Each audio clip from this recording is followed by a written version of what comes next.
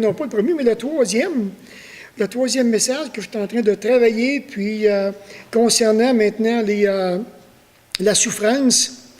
Et c'est fou comment est-ce que j'apprends toutes sortes de choses, je découvre toutes sortes de choses qui sont tellement édifiantes personnellement, puis ça m'encourage beaucoup.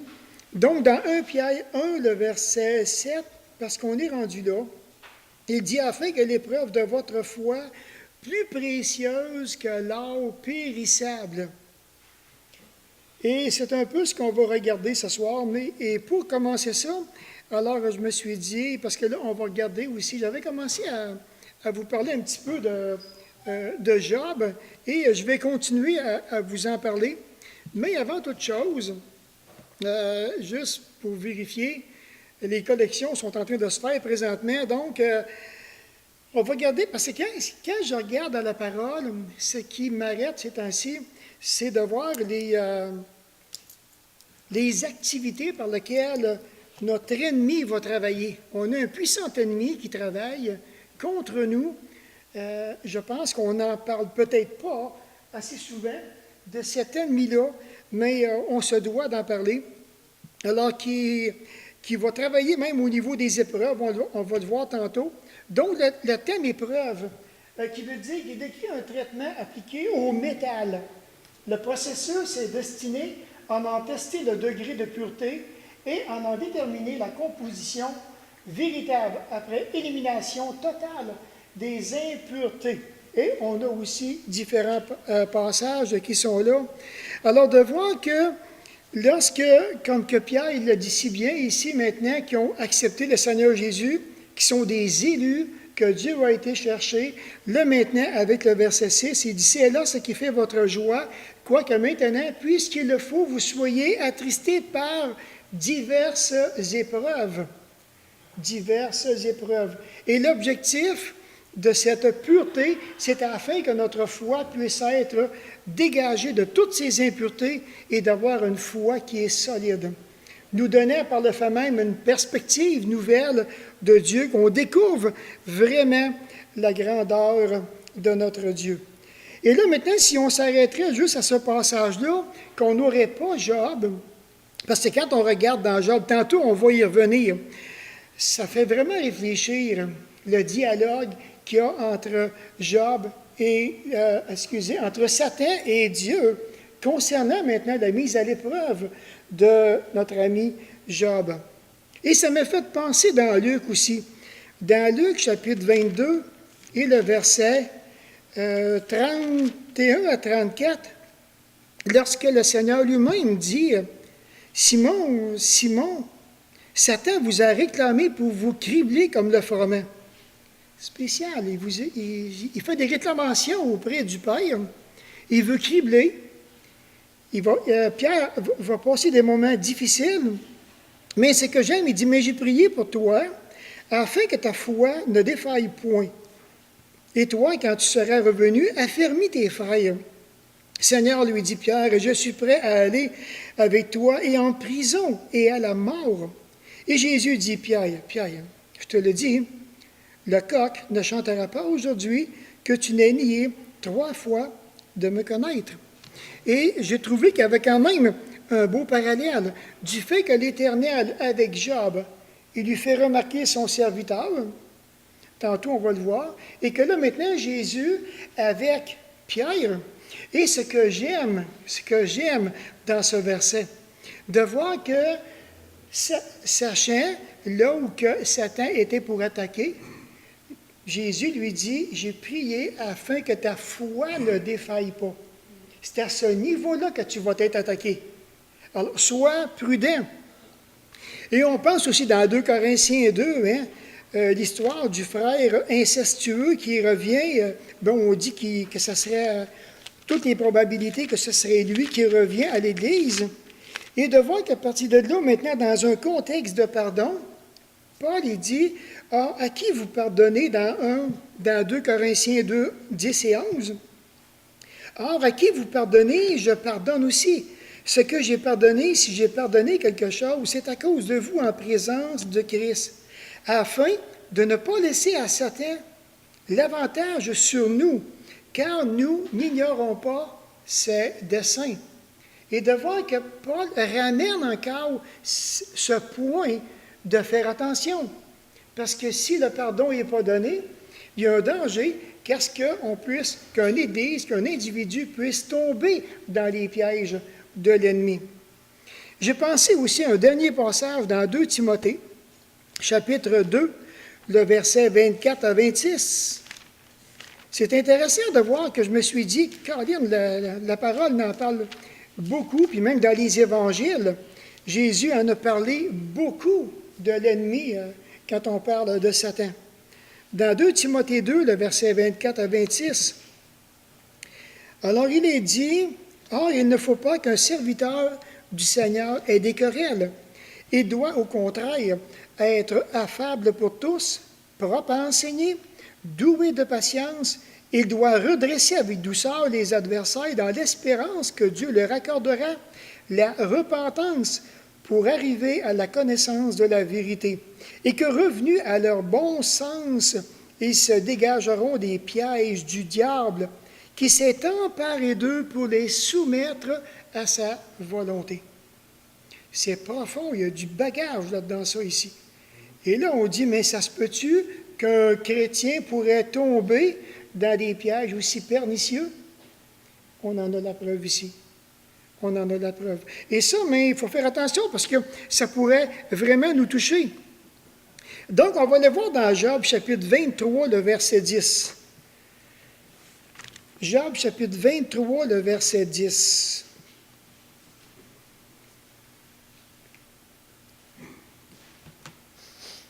Alors ici, maintenant, et j'aime ce que dit Job au verset 10. « Il sait néanmoins quelle voie j'ai suivie. Et s'il m'éprouvait, je sortirais pur comme l'or. » Ça va avec 1 Pierre 1, le verset 7. « Afin que l'épreuve de votre foi, plus précieuse que l'or périssable. » Alors déjà, dans cette pensée-là, Job savait qu'il pouvait, à travers l'épreuve, qu'il va en ressortir pur.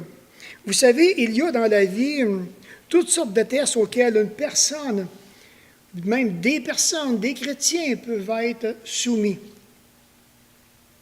Certains feront face à des épreuves psychologiques impliquant une tâche à remplir en vue d'évaluer ou d'examiner différentes techniques en ce qui concerne soit le succès ou bien maintenant soit l'échec. Différents tests psychologiques. On dit aussi que l'approche des tests non-verbaux. Puis il y a d'autres tests qui sont en rapport, croyons-le ou non, avec la performance. On va faire passer des tests, en même temps on va voir si l'individu est capable de performer. Puis il y a d'autres tests qui vont concerner l'âge de certaines personnes en vue maintenant que ce soit d'évaluer leur fragilité ou bien concernant un examen de la vue, un examen de la conduite automobile pour vérifier leurs aptitudes, vérifier maintenant à savoir le réflexe personnel, comment ils vont réagir vis-à-vis différentes situations données. On a aussi le cadre professionnel en ce qui concerne l'évaluation d'aptitude ou bien de comportement de certaines personnes. Toutes sortes de tests aujourd'hui. Pour d'autres, ils vont se soumettre, on dit, à passer des tests de déficience intellectuelle ou bien des déficiences sensorielles. Toutes sortes de tests. Pour d'autres, ils vont passer, on dit, des tests psychométriques dans le but d'évaluer l'intensité de la psyché. Alors ça, maintenant, le phénomène psychique. On dit aussi qu'il y a encore un autre test qu'on pourrait passer, c'est celui des prises de sang. On va passer des prises de sang dans le but de voir notre bilan de santé. Es-tu bon ou bien comment qu'il est? Et là, maintenant, deux choses qui peuvent arriver. Il se peut que le médecin dise, mais si je t'appelle pas, c'est parce que toi, t'es beau. Si je t'appelle, c'est parce que je veux te revoir. C'est parce qu'on espère bien qu'il ne rappellera pas. Oui. Et là, maintenant, je me suis arrêté et je me suis dit, il est impossible pour un chrétien d'échapper au test de sa foi personnelle. Un chrétien ne peut pas échapper au test de la foi. Et ici, j'aime ce que Job est en train de dire. Il sait néanmoins quelle voie j'ai suivie. Ici, maintenant, je suis en train de, quand je regarde le passage, je me suis dit, Job, il a une certaine connaissance de Dieu. Et dans sa connaissance, il va affirmer ces deux petits mots, je sais. Je sais qu'il sait néanmoins quel chemin j'ai suivi. Ça, je suis conscient de ça. Je sais que Dieu sait, qu'il a pris connaissance. Il sait parfaitement là où que je me tiens. Il connaît, il sait. Et là, moi, je me suis dit, mais d'où Job a-t-il pris cette connaissance? D'où l'a-t-il pris? Alors, je dois vous avouer en toute humilité que j'ai essayé de trouver quelle place que Job aurait pu avoir la connaissance de Dieu. Je ne l'ai pas trouvé. Je ne l'ai pas trouvé, pas en tout du tout. J'aurais aimé ça vous donner des réponses certaines, mais je n'ai pas trouvé. Alors, ce que j'ai fait, j'ai été voir dans la Bible de Scofield, puis il y a toujours une petite introduction qui donne. J'ai trouvé ça intéressant. Il dit, probablement qu'il aurait vécu à l'époque des patriarches, ainsi que tendent à le prouver à cause de son âge, des différentes références géographiques figurant dans le texte, et l'absence de toute allusion à la loi, au tabernacle, au temple. Dans ce livre, la conception très élevée de Dieu et les considérations quant à l'homme, Satan, la justice, la rédemption, la résurrection, montrent qu'à cette époque reculée, la révélation de Dieu était déjà très importante avant même toute la rédaction du Nouveau Testament. Alors, je veux penser, si c'est exact, alors le bouche à oreille, comment est-ce que c'était important? On partage des choses, on va partager des vérités concernant Dieu, on va retenir ces choses-là et on va avancer avec le petit peu que nous avons de connaissance de Dieu, nous allons avancer. Et aujourd'hui, mais nous avons toute la parole de Dieu. Et de voir quand même, David lui-même va dans ce même sens, puisqu'il dit au psaume 139 et le verset 1 à 3. Dans le psaume 139 et le verset 1 à 3, il n'y a rien de nouveau sous le soleil, hein? Mais j'aime ce qu'il dit. Au chef des chantres de David, psaume, « Éternel, tu me sondes et tu me connais. » Ça rejoint la pensée que Job disait. Il sait dans quelle voie que j'ai suivi, que j'ai marché. Il dit, tu sais quand je m'assieds et quand je me lève, et tu pénètres de loin ma pensée. Tu sais quand je marche et quand je me couche, et tu pénètres toutes mes voies. Et on a besoin de prendre conscience de ces vérités. On a besoin de s'arrêter, on a besoin de dire, mais mon Père le céleste le sait, dans son omniscience, il sait toutes choses. Quel homme au sein de sa souffrance n'en est-il pas venu à poser les mêmes questions que Job, hein, dans Job 7 et le verset 17? Lorsqu'il dit, « Qu'est-ce que l'homme pour que tu fasses tant de cas,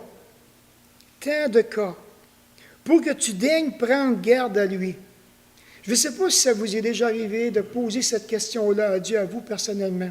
« Seigneur, qui suis-je pour que tu t'attardes sur mon chemin? Qui suis-je? Qu'est-ce que j'ai fait pour que tu t'attardes, pour que tu prennes plaisir en moi? » Il n'y a rien de sain dans cette chair. Et de voir maintenant, peut-être qu'un jour, on en est arrivé à se poser ces questions. Pourquoi Dieu s'arrête-t-il sur mon cas? Pourquoi Dieu s'acharne-t-il sur moi? Pourquoi tous les matins me visite-t-il? Pourquoi m'éprouve-t-il à chaque instant? Vous savez, quand on est dans l'épreuve, là, on est testé bien comme il faut, là.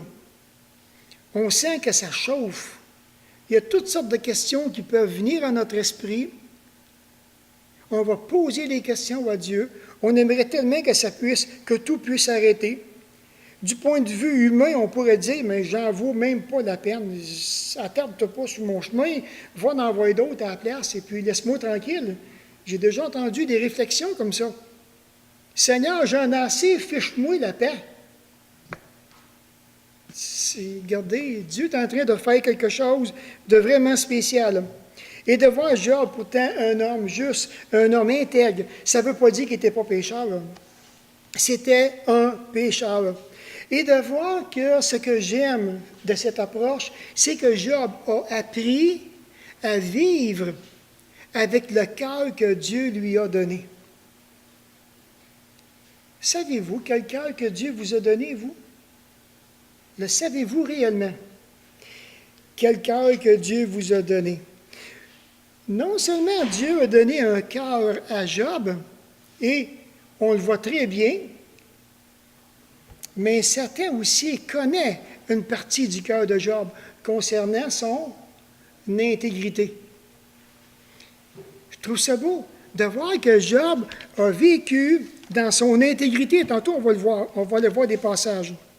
Et de voir que Satan, maintenant, de son côté, il va utiliser tous les moyens disponibles permis par Dieu pour s'attaquer à l'intégrité de Job dans le but que celui-ci puisse maudire Dieu en pleine face. On a cette information dans Job 1 et le verset 11. La question se pose maintenant, qu'est-ce que Dieu connaît dans le témoignage de chacun? Si Dieu pourrait nous poser, qui pourrait nous regarder ce soir, qu'est-ce qu'il pourrait dire comme qualité essentielle dans une de nos vies? Quand il aimait que ça sera juste une vérité, comme on voit présentement avec Job. As-tu remarqué, mon serviteur intègre? Dieu le pointe. Puis Satan le sait. Il le sait.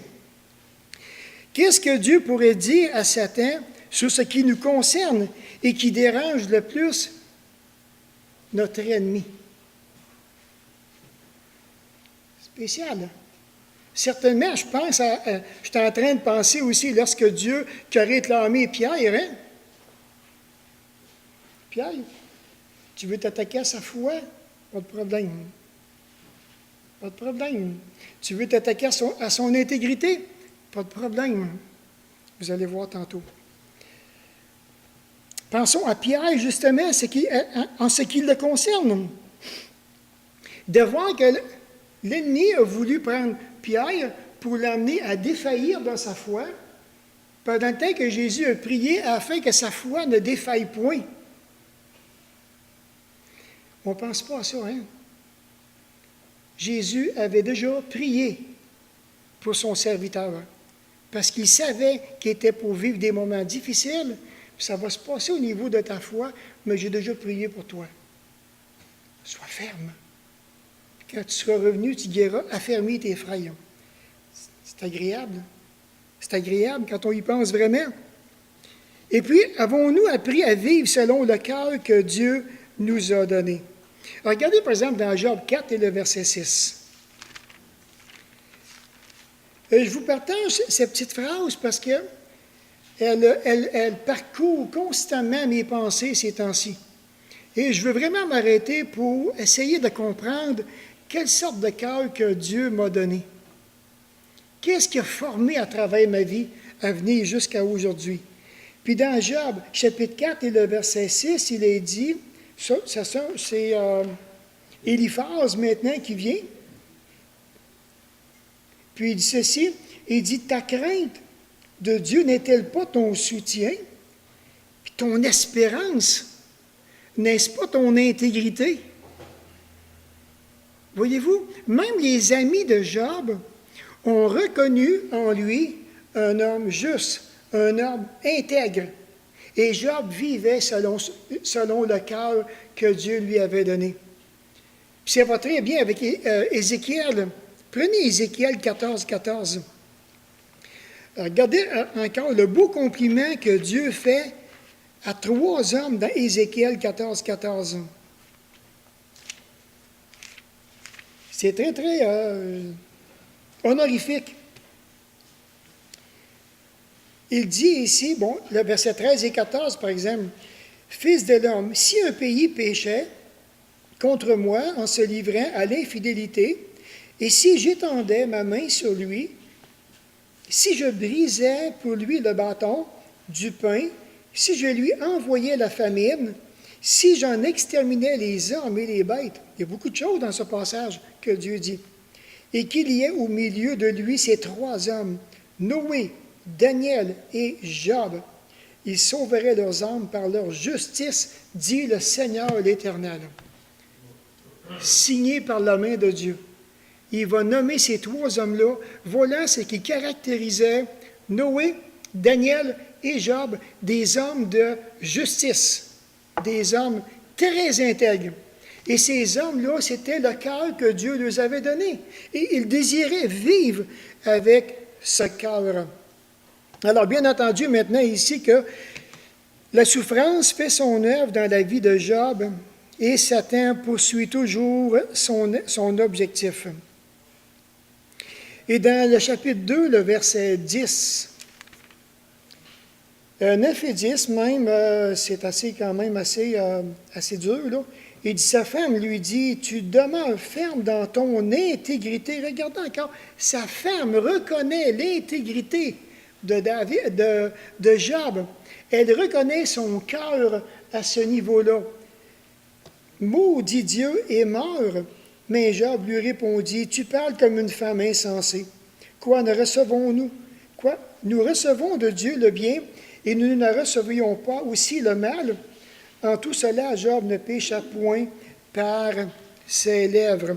Et le terme insensé ici, ça fait nullement référence à une femme qui est ridicule ou bien maintenant qui est stupide. Ça ne veut pas dire ça du tout, du tout, du tout, du tout, du tout. Mais bien plus en quelqu'un qui va rejeter Dieu, qui va rejeter la volonté de Dieu. Dans le psaume 14, verset 1, il dit « L'insensé dit en son cœur, il n'y a point de Dieu, Dieu n'existe pas, ça ne se peut pas, tu sais. » C'est l'insensé qui va dire ça. Et ça va dans la même ligne de pensée avec le psaume 52 aussi, et le verset 53 et le verset 2. La question vient, pourquoi ne recevrions-nous pas le mal? Et je me suis arrêté, puis je me suis dit, aller jusque dans une certaine mesure, parce que Job n'a pas toute la connaissance de la parole, on pourrait dire, il a raison dans un sens. Dieu permet maintenant des moments de malheur, des moments de souffrance, puis dans l'autre sens, il n'y a pas raison, parce que Dieu n'est pas tenté par le mal, puis il tente lui-même personne. Mais Job, dans ce qu'il comprend, dans sa compréhension, pour lui, tout le mal vient de Dieu. Alors, il y a des choses qu'il va falloir que Dieu réajuste au fur et à mesure qu'il va avancer dans la révélation écrite. Alors, Dieu permet, dans la vie du croyant, dans la vie de Job, beaucoup de souffrances, beaucoup de douleurs. Et la preuve, mais on voit aussi que Job a travaillé tout ça, souffre énormément, mais Dieu a dit une chose à Satan. Est-ce qu'on s'en rappelle? Qu'est-ce qu'il a dit à Satan? Touche pas à sa vie. Touche pas à sa vie.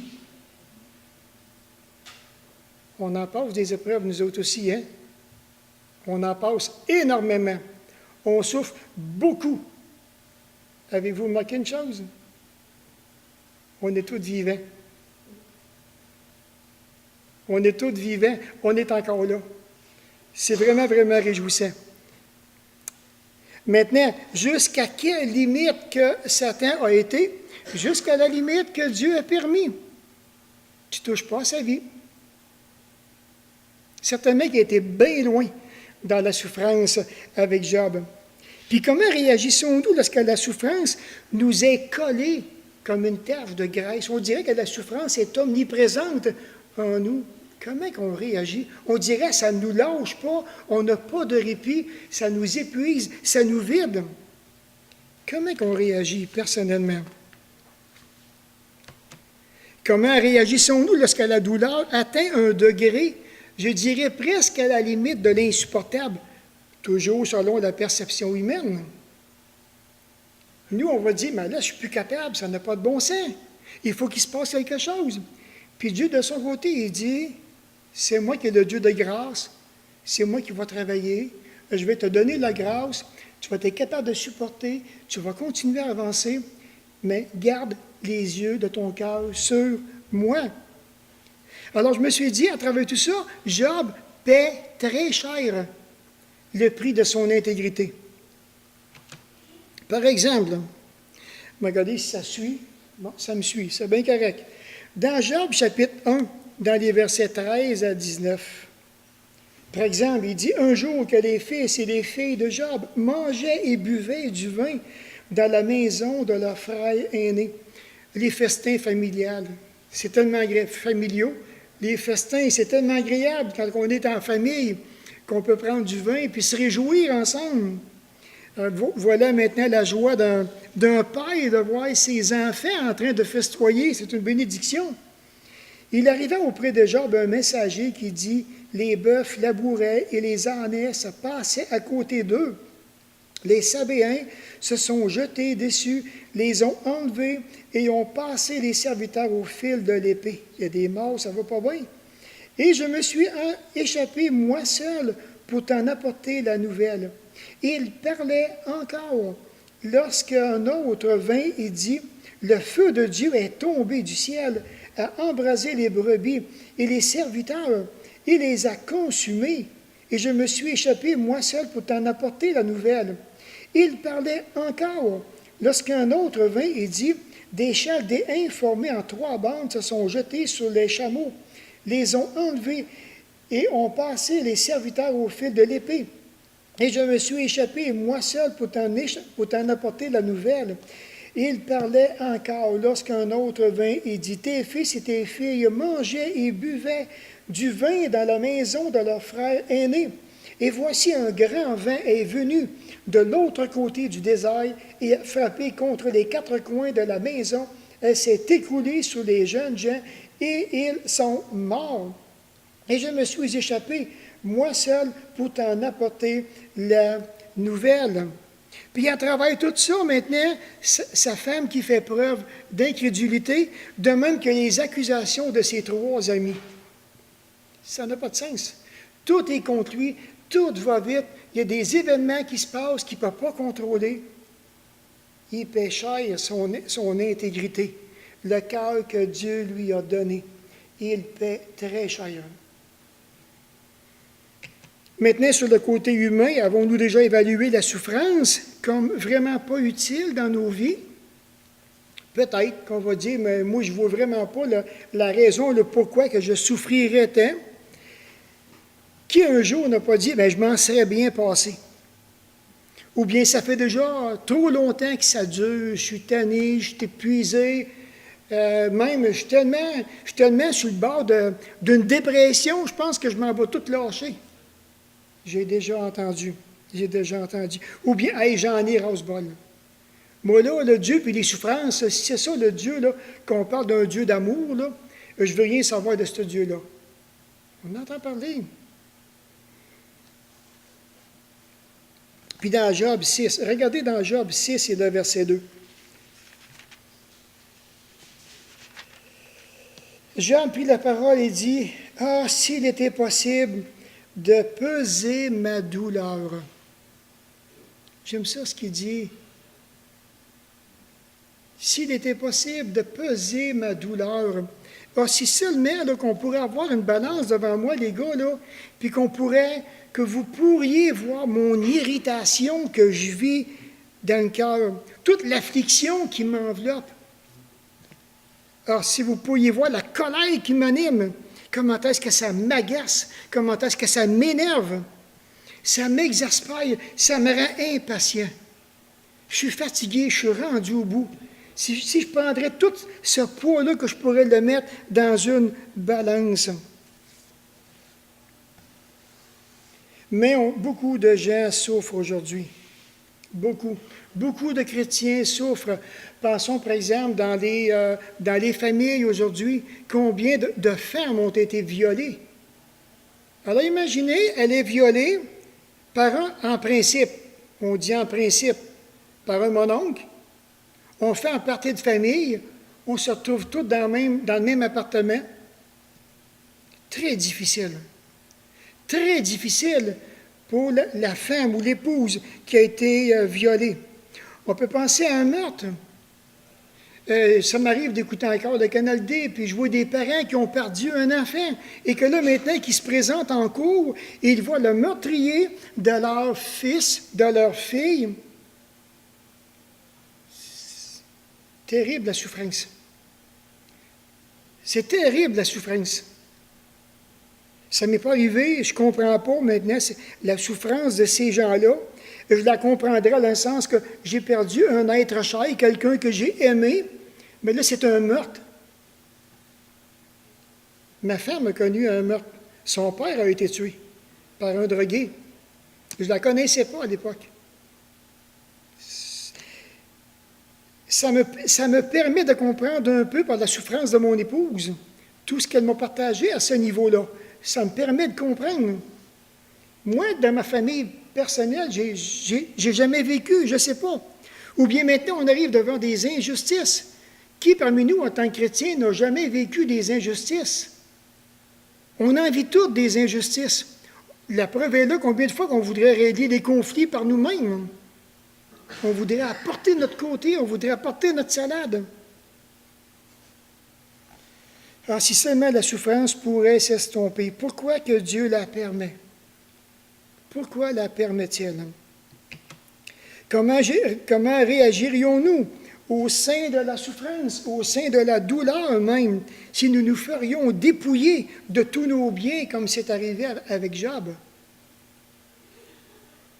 On a acquis des biens, on a payé pour, on a travaillé pour, et du jour au lendemain, on se les ferait enlever. Puis on aurait les deux bras croisés, puis ah ouais, vide-moi, c'est pas grave, tu sais. Comment qu'on réagirait? Encore, même si un des deux conjoints ferait preuve d'incrédulité. Combien qu'on a dans nos églises des personnes qui sont, des couples, qui en a rien qu'un qui est régénéré, qui est sauvé. Ou parfois les deux, même, il y en a un qui tombe dans l'incrédulité. Que lentement, qui se détache des choses spirituelles. Tout ça, c'est possible. Que ressentons-nous lorsque nous désirons partager, par exemple, une profonde douleur et que nous éprouvons et que nous ne trouvons aucune oreille pour démontrer un peu de compassion? Imaginez les amis de Job. Ces trois amis, pendant la première semaine, ils se sont tus. J'aurais dû continuer à se taire. C'est vrai, oui, il aurait dû continuer à se taire. Pourquoi? Parce que là, maintenant, ils ont commencé à juger, ils ont commencé à porter différentes philosophies. C'était à savoir maintenant la philosophie de la sagesse. Puis dans un passage que j'ai lu cette semaine qui disait que, hey, on a des cheveux blancs, nous autres, là, quand même, on n'a pas des ticounes, là. On a appris, la vie nous a appris des choses. Puis qu'est-ce que tu sais que nous, on ne sait pas? Les amis de plus...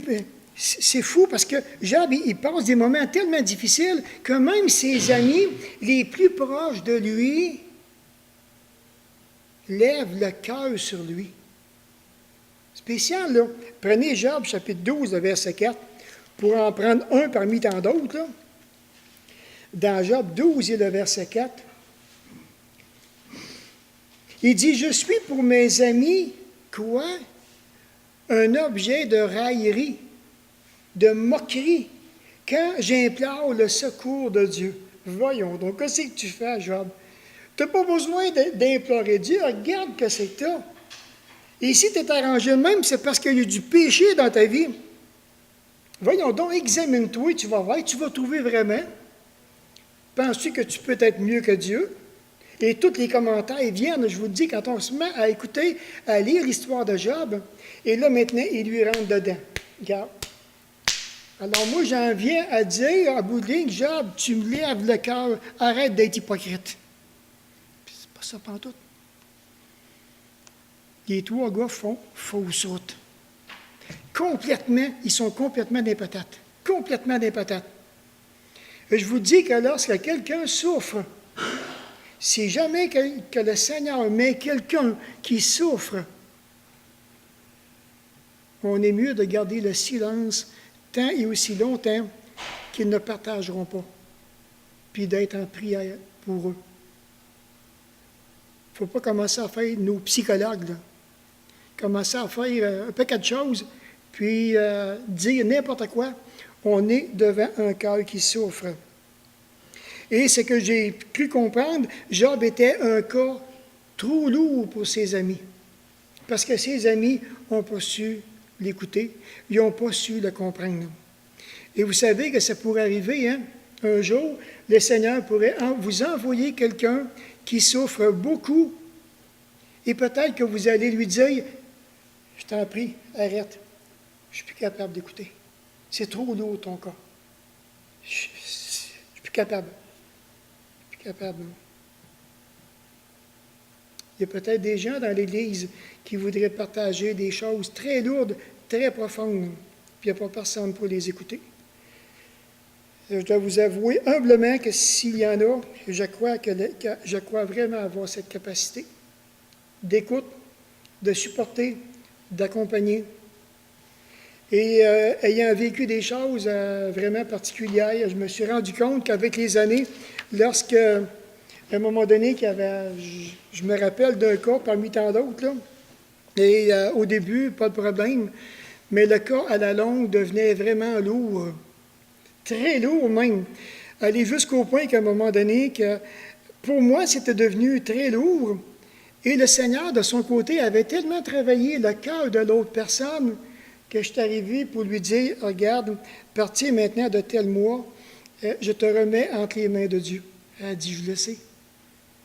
Elle a dit, je le sais. Elle a dit, je suis rendu là dans ma vie, à prendre la main de Dieu, à m'en aller avec.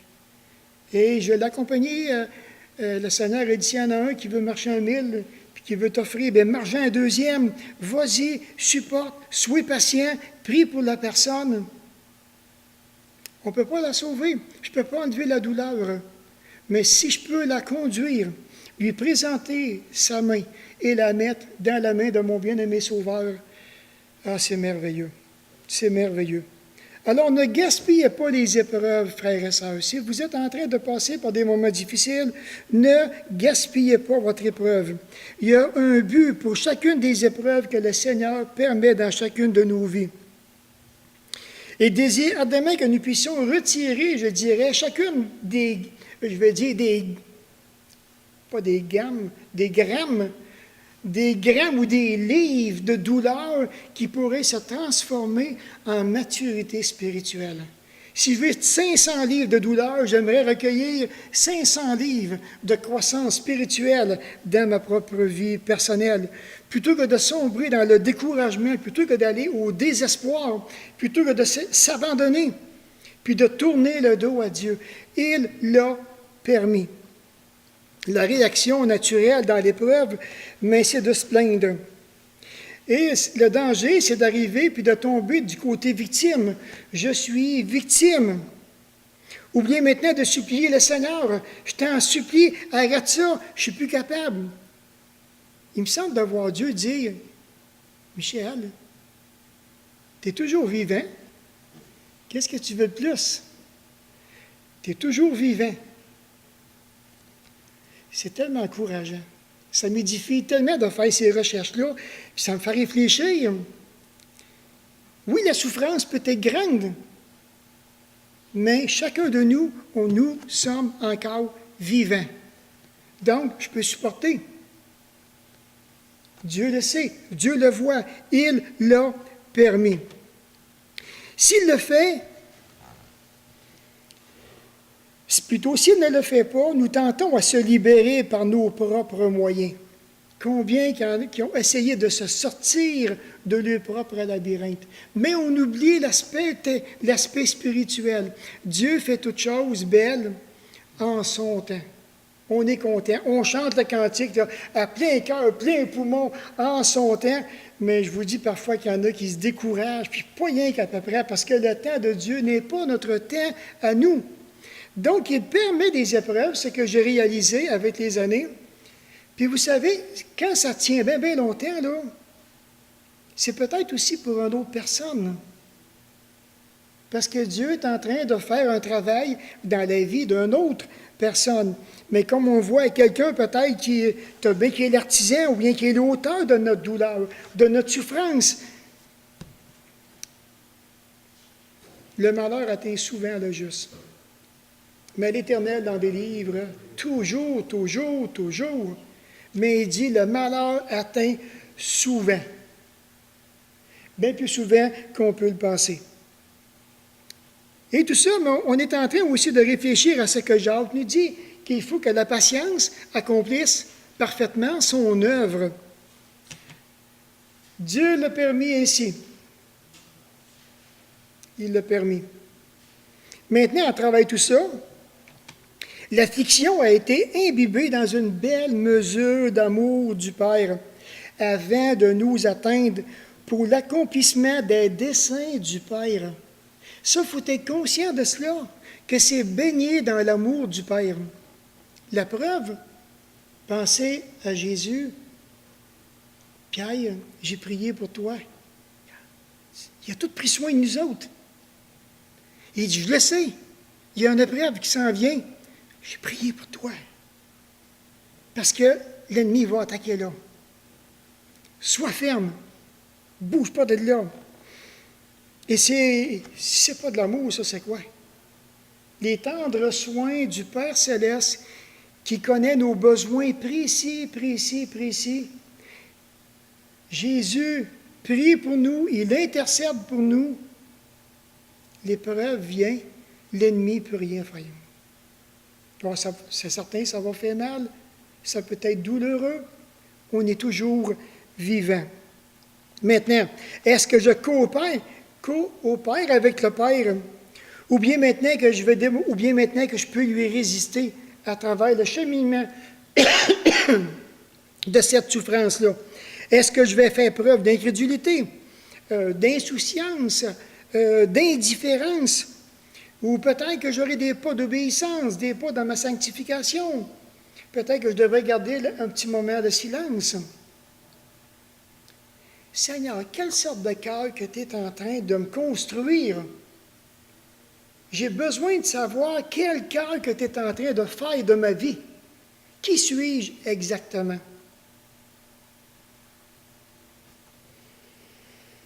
L'objectif que le Père qui veut nous donner, bien entendu, c'est de nous amener à la maturité spirituelle.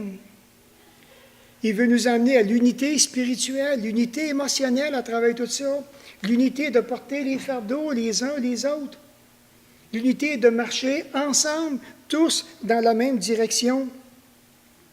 J'ai été avec une pensée imaginaire. Aimez-vous ça? Une imagination sanctifiée. OK? C'est celle-là ici. Imaginons si nous pouvions voir tous les bénéfices spirituels qui seraient attachés à la douleur, à notre épreuve, à notre souffrance.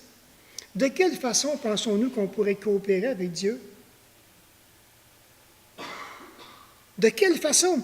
Si seulement que je pourrais voir tous les bénéfices spirituels.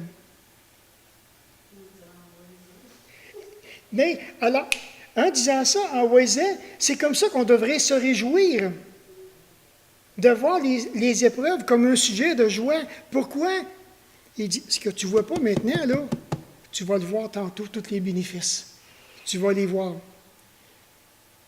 Maintenant, il dit, vas-y par la foi, combat le bon combat, puis tu vas voir tous ces beaux bénéfices-là qui sont attachés à ta persévérance.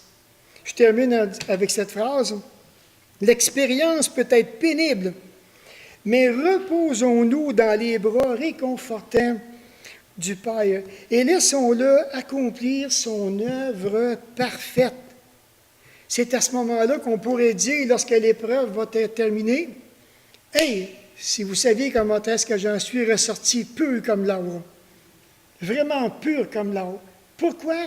Parce que maintenant, je suis en train de voir des bénéfices spirituels que ça a donné dans ma vie. Beaucoup de choses deviennent vraiment claires et maintenant, je peux avancer. J'ai une autre perspective de celui qui a permis l'épreuve dans ma vie. J'ai une perspective. Je connais celui qui a permis l'épreuve dans ma vie pour un but particulier. Et je me découvre à travers tout ça. Je me permets Sylvain. Je vais me permettre un petit parallèle. Oui. Dieu, c'est un enseignant, un très bon enseignant. Moi, c'est ma carrière, l'enseignement. Et mon plus grand défi, lorsque j'évalue, lorsque je teste, lorsque j'éprouve mes élèves, c'est de les éprouver convenablement. Pas trop, juste ce qu'il faut. Je ne leur demanderai pas quelque chose de trop grand, parce que ça ne serait pas honnête envers eux autres. Puis, je sais que ça donnerait un échec. Ce ne serait pas correct de faire ça. Alors, si Dieu qui est parfait nous éprouve, parce que moi, j'éprouve mes élèves. Je ne suis pas parfait, mais j'essaie quand même d'être juste envers eux, parce que je ne veux pas les décourager. Je veux juste qu'ils soient éprouvés comme il faut, pour qu'ils soient capables de me montrer ce qu'ils ont appris, ce qu'ils ont retenu, ce qu'ils ont développé. Et je crois que Dieu fait la même chose, mais lui, il le fait parfaitement. C'est ça qui est merveilleux. Et des fois, les élèves sont découragés, ils disent « Ah non, pas une évaluation, pas un test. » C'est parce qu'ils ont peur. Mais si on réalisait que Dieu, il n'est pas méchant, moi non plus, je ne suis pas méchant envers mes élèves. C'est un Dieu juste parfait. Alors, on n'a pas à avoir peur de ces épreuves. On sait que ça va être pour notre bien, que ça va être pour nous faire avancer. Comme moi, je le fais pour mes jeunes. C'est vraiment bien. Une belle illustration. Merci beaucoup. Alors, sans plus tarder, on va dire bonjour à ceux qui sont avec nous sur Internet. Et nous, de notre côté, mais...